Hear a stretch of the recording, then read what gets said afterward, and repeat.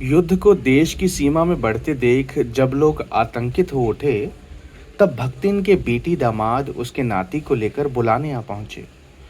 पर बहुत समझाने बुझाने पर भी वो उनके साथ नहीं जा सकी। सबको वो देख आती हैं, रुपया भेज देती हैं, पर उनके साथ रहने के लिए मेरा साथ छोड़ना आवश्यक है, जो संभवतः भक्तिन को जीवन के अंत तक स्वीकार ना होगा। जब गत वर्ष युद्ध के भूत ने वीरता के स्थान में पलायन वृत्ति जगा दी थी, तब भक्तिन पहली बार सेवक की विनीत मुद्रा के साथ मुझसे गांव चलने का अनुरोध करने आई। वो लकड़ी रखने के मचान पर अपनी नई धोती बिछाकर मेरे कपड़े सजा देंगी, दीवार में कीलें गाड़कर और उन पर तख्ते रखकर मेरी किताबें सजा देंगी, धान के पुआल का गोंदरा बनवाकर और उस पर अपना कंबल बिछाकर वो मेरे सोने का प्रबंध कर देंगी। मेरे रंग स्याही आदि को नई हांडियों में संजो कर रख देगी और कागज पत्रों को छौंक में यथाविध एकत्र कर देंगी। मेरे पास वहां जाकर रहने के लिए रुपया नहीं है।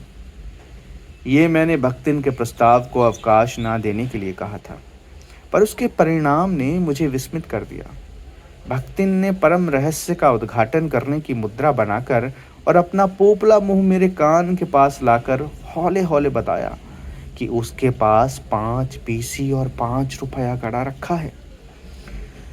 उदारता के डायनामाइट ने क्षण भर में उन्हें उड़ा दिया।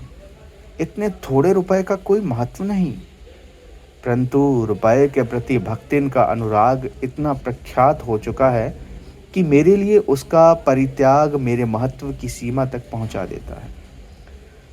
भक्तिन और मेरे बीच में सेवक स्वामी का संबंध है, ये कहना कठिन है, क्योंकि ऐसा कोई स्वामी नहीं हो सकता जो इच्छा होने पर भी सेवक को अपनी सेवा से हटा न सके, और ऐसा कोई सेवक भी नहीं सुना गया जो स्वामी से चले जाने का आदेश पाकर अवज्ञा से हंस दे। भक्तिन को नौकर कहना उतना ही असंगत है जितना अपने घर में बारी बारी से आने जाने वाले अंधेरे उजाले और आंगन में फूलने वाले गुलाब और आम को सेवक मानना। वो जिस प्रकार एक अस्तित्व रखते हैं जिसे सार्थकता देने के लिए ही हमें सुख दुख देते हैं, उसी प्रकार भक्तिन का स्वतंत्र व्यक्तित्व अपने विकास के परिचय के लिए ही मेरे जीवन को घेरे हुए है। परिवार और परिस्थितियों के कारण उसके स्वभाव में जो विषमताएं उत्पन्न हो गई हैं, उनके भीतर से एक स्नेह और सहानुभूति की आभा फूटती रहती है। इसी से उसके संपर्क में आने वाले व्यक्ति उसमें जीवन की सहज मार्मिकता ही पाते हैं।